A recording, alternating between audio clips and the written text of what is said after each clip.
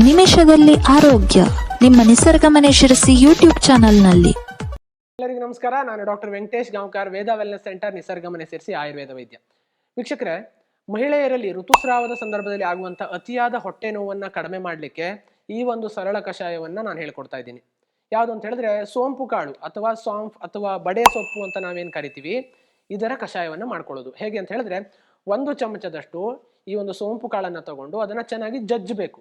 ತುಂಬಾ ಸಣ್ಣ ಪೌಡರ್ ಆಗೋದೇನು ಬೇಡ. ಸ್ವಲ್ಪ ಜಜ್ಜಿದಂಥ 1 ಚಮಚ ಸೋಂಪು ಕಾಳನ್ನ 2 ಚಿಕ್ಕ ಲೋಟ ಅಂದ್ರೆ 200 ml ನಷ್ಟು 2 ಲೋಟ ಅಂದ್ರೆ 400 ml ನಷ್ಟು ನೀರಿಗೆ ಹಾಕಿ ಅದನ್ನು ಚೆನ್ನಾಗಿ ಕುದಿಸಿ 100 ಮಿಲಿಲೀಟರ್ ಅಥವಾ 100 ml ಆಗುವಷ್ಟು ಕಾಲ ಅದನ್ನು ಕುದಿಸ್ಬೇಕು.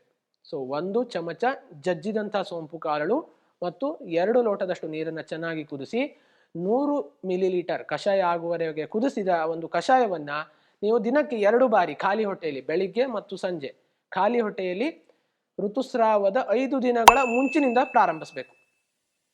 ವೀಕ್ಷಕರು ಕರೆಕ್ಟ್ ಆಗಿ ಕೇಳಿಸ್ಕೊಳ್ಳಿ. ಋತುಸ್ರಾವದ 5 ದಿನ ಮುಂಚಿನಿಂದಾನೇ ಈ ಒಂದು ಕಷಾಯವನ್ನ ಕುಡಿತಾ ಬಂದಲ್ಲಿ ಇದು ಋತುಸ್ರಾವದ ಸಂದರ್ಭದಲ್ಲಿ ಅಥವಾ ಮೆನ್ಸ್ಟ್ರುಯೇಷನ್ ಸಂದರ್ಭದಲ್ಲಿ ಆಗುವಂತಹ ಕ್ರಾಂಪ್ಸ್ ಅಥವಾ ಹೊಟ್ಟೆ ನೋವನ್ನ ನಿವಾರಿಸಲಿಕ್ಕೆ ಸಹಾಯ ಮಾಡುತ್ತೆ.